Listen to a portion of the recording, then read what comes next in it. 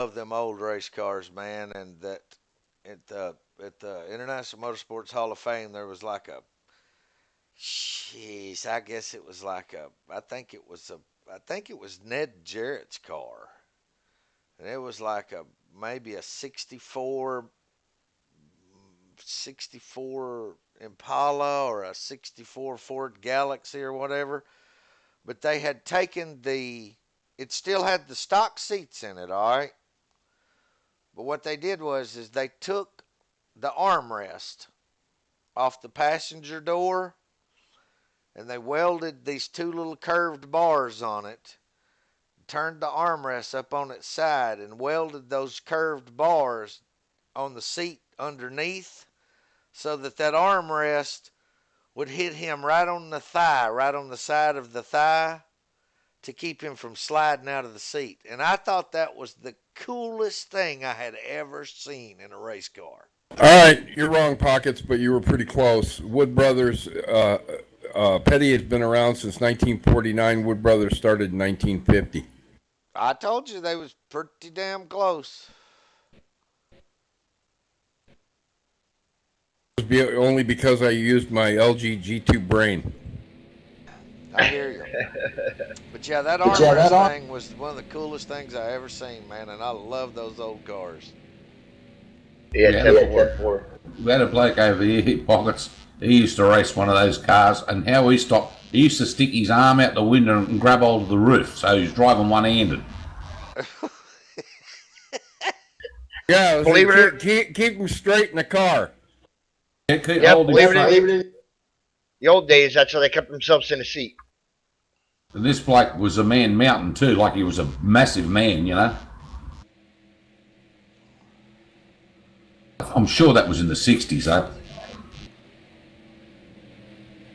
Yeah, that's what get me. You know, those older cars like that. They had those seats that only came up, you know, to about halfway up your back, basically, not even up to your shoulder blades. And you can imagine why people used to get a broke back when they got rear-ended.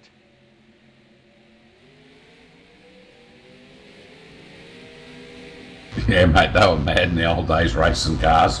Those open wheelers, mate, sitting there with nothing, not even a roll bar. That's right. That's the way we drive, right, Bill? Straight out the sunroof. No roll bar. Oh, don't you wear your crash hat? No, just gloves. Just gloves and goggles?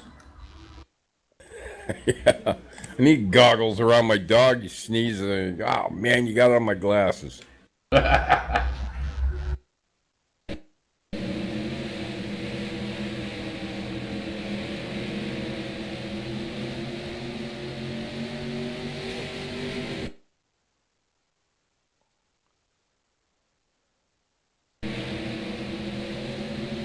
But driving out of the car, mate, that's a hell of a different thing, that is. That's a completely different ballgame. So I had to drop off a heart monitor for one of the people that live here today at Kaiser Hospital. I pulled in the parking lot, and there's never any parking in the afternoon there. There's no handicap. There's no nothing. I got the old man with me just in case he's got to move the van, and I parked behind a couple of cars in the parking lot, and I just run in, go up to the second floor, and drop off the device. I come back out, and I'm parked behind some lady's car, and I'm trotting by her, and she says, "Did you park that there?" And I said, "No, I'm not driving. He's driving." Because I'd seen when I walked out of the hospital, my dog had his hands on the steering wheel, was sitting there looking like he was driving the car. Well, she couldn't go off at you then, could she, Chevy?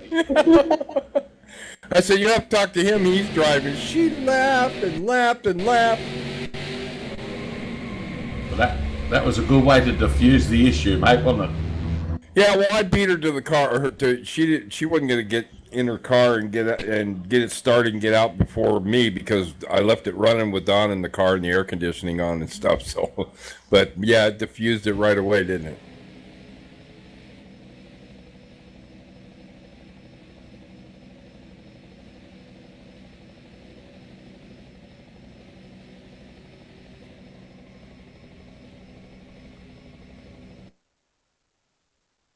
Yeah, he just can't stand it when I go somewhere without him. I can't take him in the hospital. He's not a therapy dog or anything, so he stayed out in the car with Don.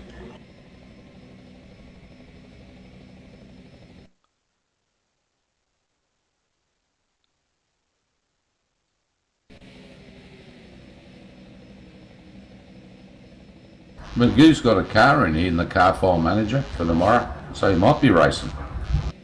Yeah, he is.